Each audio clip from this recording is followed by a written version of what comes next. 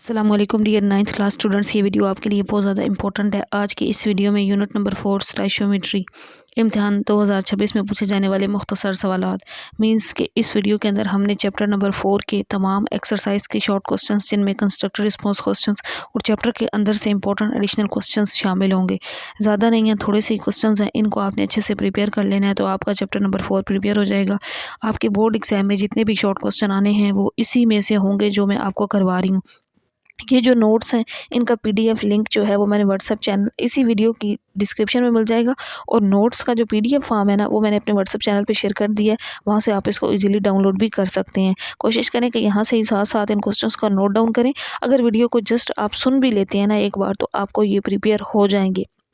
हम एक एक क्वेश्चन को वन बाय वन डिस्कस करेंगे इंशाल्लाह। तो वीडियो को कम्प्लीटली वॉच करें, आपको ये प्रिपेयर हो जाएंगी। चैनल पर फर्स्ट टाइम आए तो सब्सक्राइब और वीडियो को लाइक कर दें। डियर स्टूडेंट्स, आप जानते हैं 9th के मेरे बच्चे जानते हैं क्योंकि 9th का सिलेबस हम जैसे ही नया आया था हमने स्टार्ट से शुरू किया हुआ है। मैंने बुक पे मार्किंग करवाई हुई है इस चैप्टर की, उर्दू मीडियम इंग्लिश मीडियम बच्चों की। तो लास्ट पे एक फाइनल एग्जाम की प्रिपरेशन हम कर रहे हैं जिसमें मैं आपको इस तरह से क्वेश्चन करवा रही हूँ। उसमें हमने एक्सरसाइज वाले किए थे ना, एक्सरसाइज में जितने क्वेश्चन थे मैंने उनकी मार्किंग बुक के ऊपर आपको करवा दी थी। तो पहला हमारे पास क्वेश्चन है बेरियम नाइट्राइड का केमियाई फार्मूला। तो ये छोड़ दें इस चीज़ को, बस ये करें इसका केमियाई फार्मूला क्या होता है, Ba3N2 Ba3N2 ये इसका फार्मूला होता है। इसके बाद देखें नेक्स्ट है दूसरा क्वेश्चन 1.5 ग्राम पानी में कितने मॉलिक्यूल्स होंगे। कि पानी का मैस बता दिया गया है ना क्वेश्चन में कितना है, 1.5 ग्राम है, इसको लिख लें। पानी का मोलर मैस, पानी का फार्मूला क्या होता है H2O। हाइड्रोजन में 1 होते हैं ना, उसको 2 के साथ मल्टीप्लाई करें। ऑक्सीजन में 16 होते हैं मॉलिक्यूल्स, तो ऐड करें तो इस तरह ये 18 ग्राम आ जाता है मोलर मैस। मॉलिक्यूल्स की तादाद आपने निकालनी है mess divided by molar mass multiply Avogadro's number. तो आपने इसको क्या करना है, पहले इस पे मल्टीप्लाई करना है फिर 18 पे डिवाइड। तो आपके पास ये वाला मॉलिक्यूल्स की तादाद जो है 0.499 मल्टीप्लाई 10 की पावर 23 मोल्स आ जाएगी। तो इसके बाद क्योंकि ना मैंने ये वाला क्वेश्चन एक्सरसाइज में करवाया था तो वहाँ पे मैंने कम्प्लीटली आपको सोल्व करके साथ साथ बताया था। अब देखिए नेक्स्ट क्वेश्चन नंबर 3, मोल और एवोगैड्रोस नंबर में क्या फ़र्क है। मोल एक इकाई है जो मिकदार बताती है जैसे दर्जन।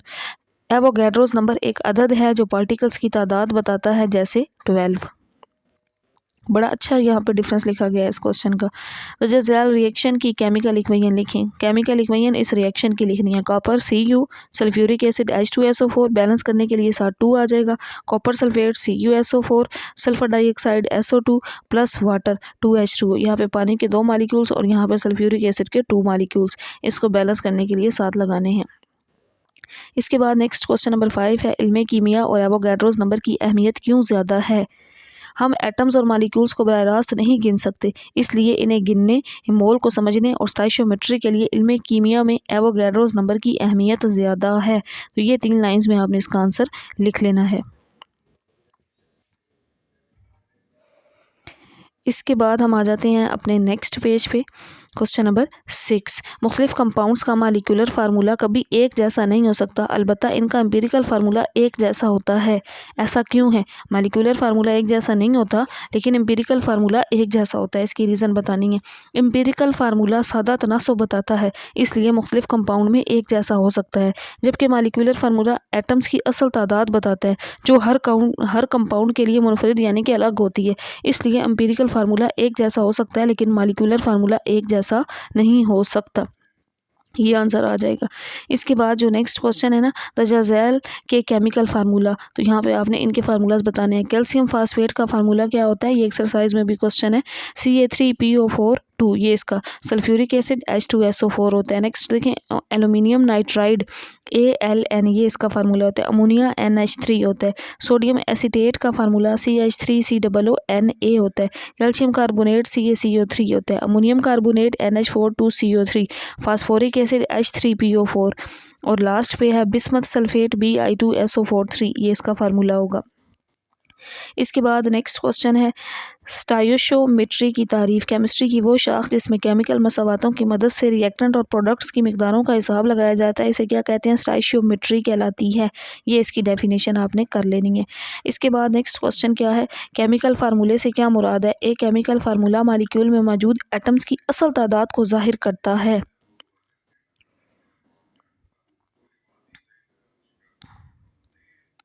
और नेक्स्ट है एम्पिरिकल फार्मूला क्या होता है। एम्पिरिकल फार्मूला कंपाउंड में मौजूद एटम्स के दरमियान सादा तरीन निस्बत को जाहिर करता है। और नेक्स्ट देखें स्टोइचियोमेट्री की अहमियत तहरीर करें। इसकी मदद से रिएक्टेंट्स की दुरुस्त मकदार का तयन होता है और वेस्ट को कम करती है, कारकर्दगी और रिएक्शन की पैदावार को बढ़ाती है। ये आपने इसका आंसर करना है। नेक्स्ट मोल की तारीफ और इसकी मिसाल देनी है। किसी एलिमेंट या कंपाउंड की वो मिकदार जिसमें n ज़रात मौजूद हों उसको क्या कहा जाता है, मोल कहा जाता है। एक मोल कार्बन में कितने मॉलिक्यूल्स होते हैं, 6.022 × 10⁻23 मॉलिक्यूल्स होती हैं, एवोगाड्रोस नंबर होते हैं। मोलर मैस क्या है, किसी शय के एक मोल का मैस क्या कहलाता है, मोलर मैस कहलाता है।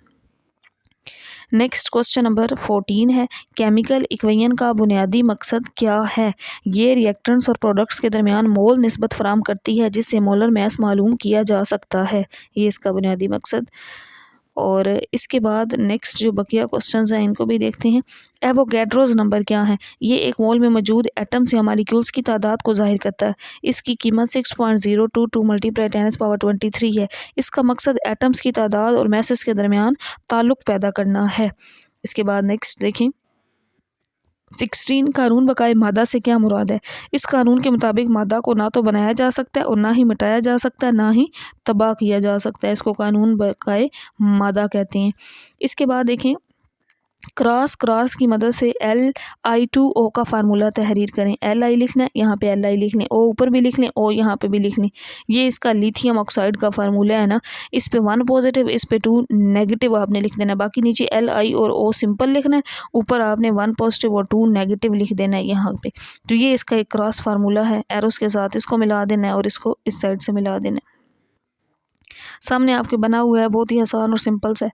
नेक्स्ट क्वेश्चन है बाइनरी आयोनिकल कंपाउंड के केमिकल फार्मूले लिखने में क्रॉस तरीके बयान करें।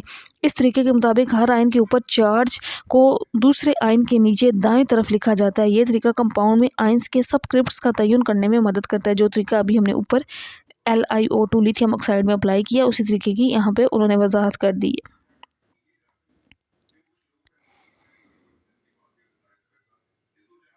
और इसके बाद देखें नेक्स्ट पेज पे हमारा क्वेश्चन है स्ट्रक्चरल फार्मूला से मॉलिक्यूलर फार्मूला अखज़ करने के मराहिल लिखें। कंपाउंड का स्ट्रक्चरल फार्मूला लिखें सबसे पहले, फिर एटम की तादाद मालूम करें, एटम्स के सिंबल लिखें, फिर उसके बाद एटम की कुल तादाद को सिंबल्स के नीचे दाएं तरफ लिखें। ये तरीका होता है। नेक्स्ट क्या है, प्रेसिपिटेट से क्या मुराद है। पानी में हल ना होने वाला कंपाउंड प्रेसिपिटेट कहलाता है। ये आबी सोल्यूशन से बाहर आ जाता है। नेक्स्ट क्वेश्चन 21 एवोगैड्रोस नंबर की अहमियत क्या है। ये एक मोल में मौजूद पार्टिकल्स की तादाद की नुमाइंदगी करता है। ये एटम्स की माइक्रोस्कोपिक दुनिया और माइक्रो और माइक्रोस्कोपिक दुनिया के दरमियान एक पुल का किरदार अदा करता है।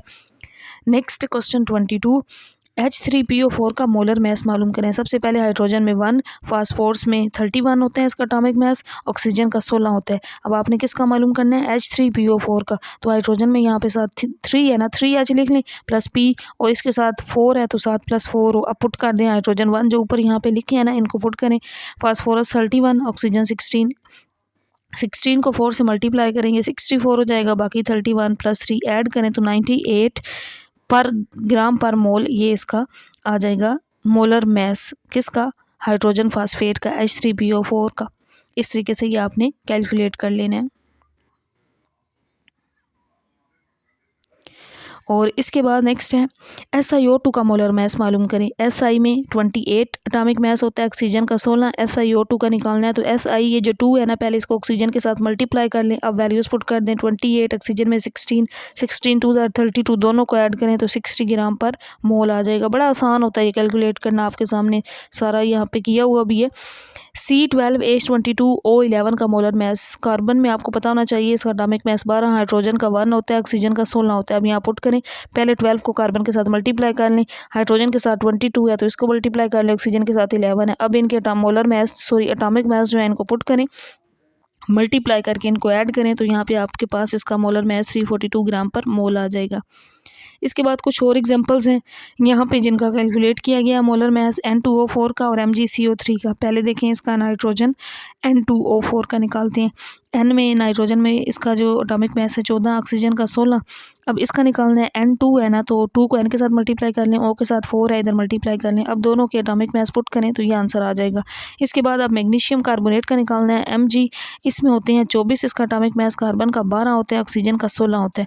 यहाँ पे लिख लें Mg तो इसी तरह आ जाएगा और प्लस कार्बन भी इसी तरह आ जाएगा, प्लस यहाँ पे ऑक्सीजन के साथ O3 है तो इसको 3O लिख लेंगे। अब ये जो एटॉमिक मास ऊपर लिखे थे इनको पुट करेंगे, 16 3 ज़ार 48 मल्टीप्लाई करके ऐड करें तो ये इसका आ जाएगा। यहाँ पे हमारे ना इस चैप्टर के जो शॉर्ट क्वेश्चंस थे प्यारे बच्चों ये मुकम्मल हो चुके हैं। चैप्टर नंबर 4 के जितने शॉर्ट क्वेश्चंस बन सकते थे ये सारे मैंने आपको कंप्लीट करवा दिए हैं। इंशाल्लाह नेक्स्ट हम चैप्टर नंबर 5 के करेंगे, एक्सरसाइज वाले और एडिशनल शॉर्ट क्वेश्चन। वीडियो पसंद आई हो तो लाइक और सब्सक्राइब करना मत भूलिएगा। मिलते हैं जल्दी नेक्स्ट लेक्चर के साथ। अच्छा डियर स्टूडेंट्स, यहाँ पे एक और बात आपको बता दूँ, मैंने ना केमिस्ट्री की होल बुक के MCQs करवाए हैं, होल बुक के शॉर्ट क्वेश्चंस करवाए हैं, आपको कंप्लीट और फाइनल गेस्ट पेपर भी बताए हैं। पेयरिंग स्कीम हर सब्जेक्ट का गेस्ट पेपर भी शेयर किया हुआ है जो आपके लिए बहुत हेल्पफुल होगा।